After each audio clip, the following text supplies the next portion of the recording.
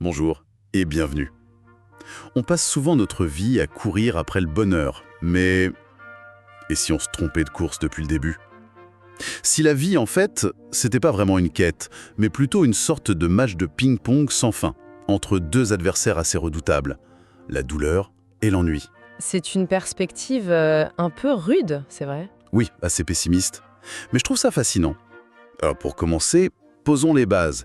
Comment est-ce que Schopenhauer met en scène ce combat entre la douleur et l'ennui? Alors il le met en scène avec une précision presque clinique.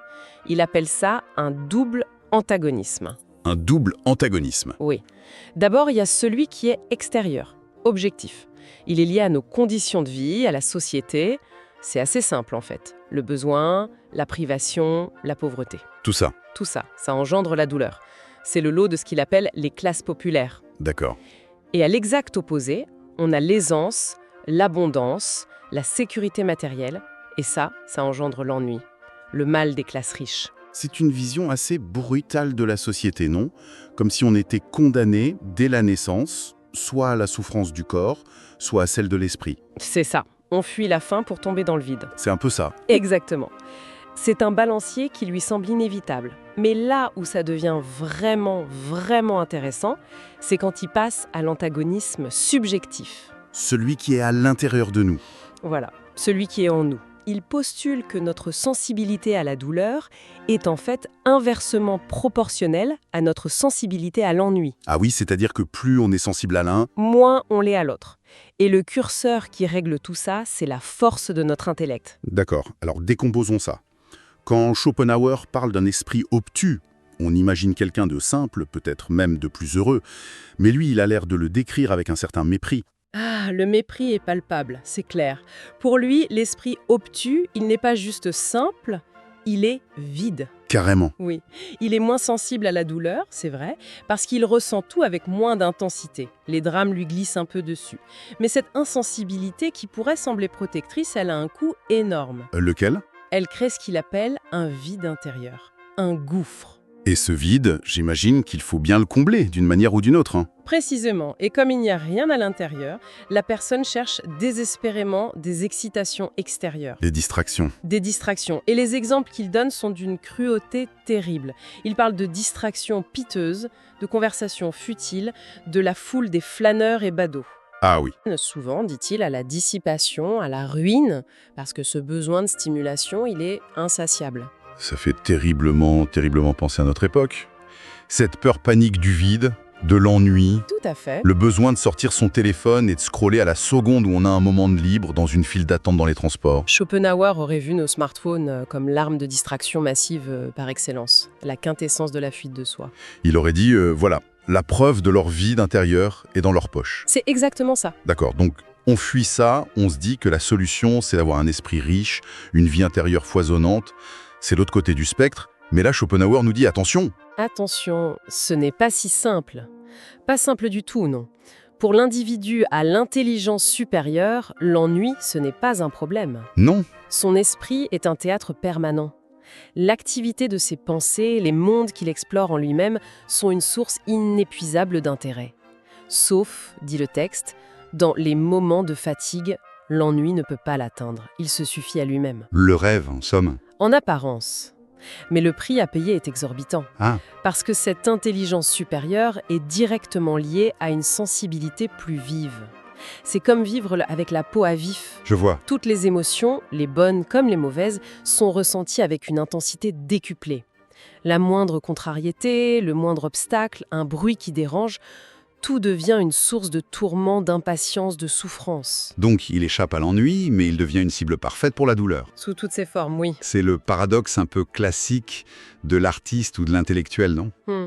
Une immense capacité à percevoir la beauté et la complexité du monde, Oui. mais qui vient avec une égale capacité à en ressentir toute la laideur, l'injustice et la douleur. C'est tout à fait ça. Il gagne un monde intérieur, mais il perd le blindage qui protège l'homme ordinaire des agressions du monde extérieur. Alors si on a ce monde intérieur si riche et qu'on est à ce point hypersensible, j'imagine que le contact avec les autres, ça doit devenir compliqué. Compliqué est un euphémisme. Pour Schopenhauer, ça mène quasi inévitablement à l'insociabilité. L'insociabilité. Oui. Il a cette phrase terrible et mémorable « Il s'en fout, mis en un tas, ne font pas encore un homme raisonnable ». C'est dur. C'est très dur. L'homme intelligent, en société, est souvent seul au milieu de la foule. Les conversations lui semblent vaines, les préoccupations des autres futiles. Il voit de la banalité là où les autres voient du divertissement. C'est radical. Ça voudrait dire que le besoin de compagnie, le fait d'être très sociable, serait en fait un signe de faiblesse, de vide intérieur.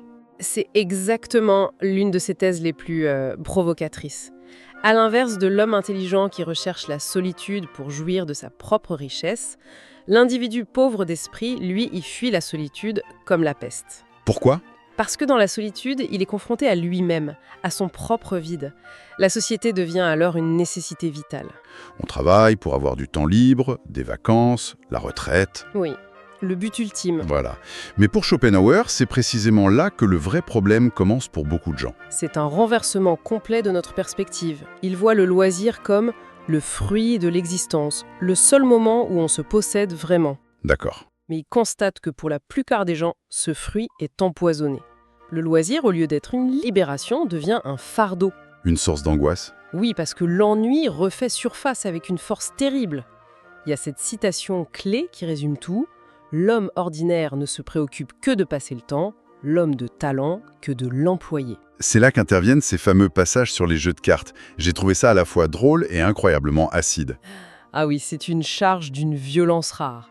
Pour lui, le jeu de cartes, c'est le symptôme ultime de la vacuité intellectuelle. La banqueroute de toute pensée. Banqueroute déclarée de toute pensée, oui. Pourquoi ? Parce que pour combattre l'ennui du loisir, l'homme ordinaire a besoin de motifs artificiels pour stimuler sa volonté, pour se sentir engagé. Et le jeu de cartes fournit ça. Exactement. On n'a pas besoin de réfléchir, juste de suivre des règles, de réagir. Et sa formule est assassine. N'ayant pas d'idées à échanger, on échange des cartes. C'est une critique féroce de ce qu'on appellerait aujourd'hui le divertissement passif, non ? Le genre de choses qui occupent notre attention sans nourrir notre esprit. C'est ça, juste pour tuer le temps. Oui. Il concède, avec une ironie mordante, que le jeu peut apprendre à gérer les hasards de la vie, mais il conclut que son influence est surtout démoralisatrice. Ah bon ? Pourquoi ? Parce que le but du jeu, dit-il, c'est de prendre l'argent de l'autre par la ruse. Pour lui, c'est une école de la malhonnêteté déguisée en passe-temps. D'accord. Alors si les distractions sont un piège, la société une déception et le loisir un fardeau, où est la sortie de secours ? Où se trouve la clé du contentement, si ce n'est du bonheur ? La réponse est sans aucune équivoque, à l'intérieur. À l'intérieur. La seule source de bonheur fiable et durable, c'est la richesse intérieure. Il insiste lourdement là-dessus. Toutes les sources extérieures de satisfaction, la fortune, le statut, les amis, la famille même, sont, je cite, incertaines, équivoques, fugitives. Un revers de fortune ? Une trahison ? Et tout s'écroule. Alors que ce qu'on a en soi, personne ne peut nous le prendre. Voilà, l'homme riche intérieurement a son centre de gravité en lui-même. Il est autosuffisant.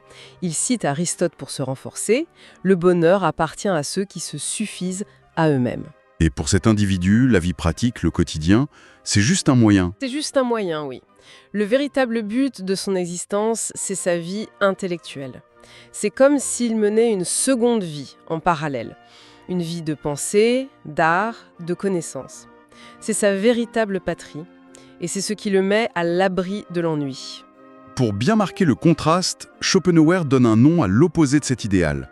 C'est son grand méchant, son boss de fin de niveau en quelque sorte. Oui, le Philistin, Philister en allemand. Le Philistin. C'est un concept central chez lui. La définition est simple et brutale. C'est l'homme sans besoin spirituel. Sans besoin spirituel. Toute sa réalité est matérielle, sensuelle. Les exemples qu'il donne sont d'un concret assez savoureux.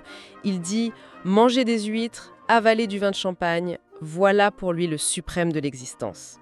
Sa vie est une quête de plaisir physique. C'est une critique visionnaire de la société de consommation finalement. Absolument. L'idée que le bonheur purement matérialiste est une impasse qui mène droit à l'ennui. Tout à fait. Le Philistin, c'est l'incarnation de l'échec de l'hédonisme. S'il est riche, ses désirs matériels sont vite comblés et il tombe alors inévitablement dans l'ennui. Et donc, il va chercher des distractions. Toujours plus fortes, toujours plus coûteuses, hein. Les bals, les théâtres, les voyages.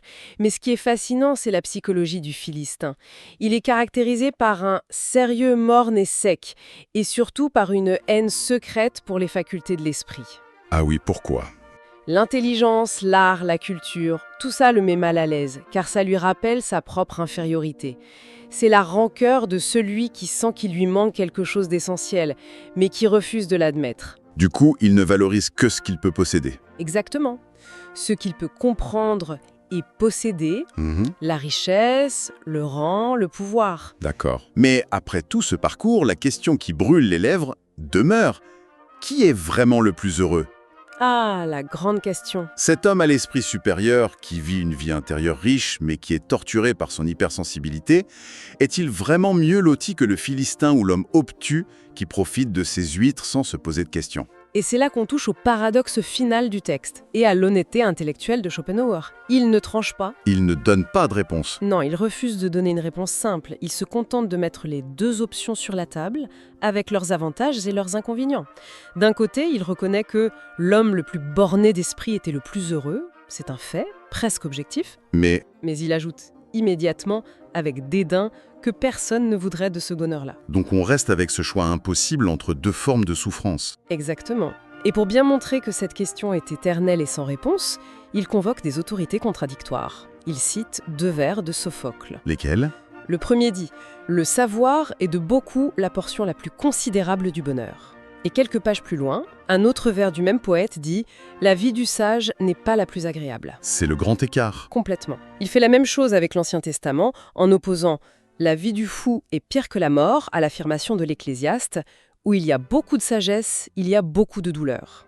La question reste volontairement ouverte. En résumé, on sort de cette lecture avec une vision du bonheur qui est incroyablement exigeante. C'est le moins qu'on puisse dire. Ce n'est pas une destination qu'on peut atteindre une bonne fois pour toutes, mais une navigation constante, délicate, sur un océan agité, entre les récifs de la douleur et les bancs de sable de l'ennui. J'aime bien l'image. La boussole que propose Schopenhauer, c'est notre richesse intérieure. C'est elle qui nous permet de ne pas sombrer dans l'ennui, mais c'est aussi elle qui rend notre navire plus sensible à la moindre tempête. C'est ça. Et la question de savoir s'il vaut mieux un petit bateau robuste ou un grand voilier très sensible reste entière. C'est peut-être à chacun de choisir son embarcation. Tout à fait. Et cette idée que l'individu supérieur mène une seconde vie intellectuelle qui devient son véritable but, tandis que sa vie pratique n'est qu'un moyen, ça nous laisse avec une pensée à explorer. Laquelle?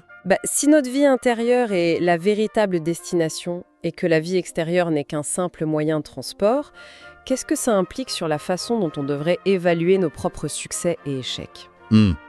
Faudrait-il redéfinir ce que signifie bien vivre, en se concentrant peut-être moins sur ce qu'on accomplit dans le monde, nos carrières, nos biens, notre statut, et plus sur la richesse, la complexité et la beauté des mondes qu'on construit à l'intérieur de nous-mêmes?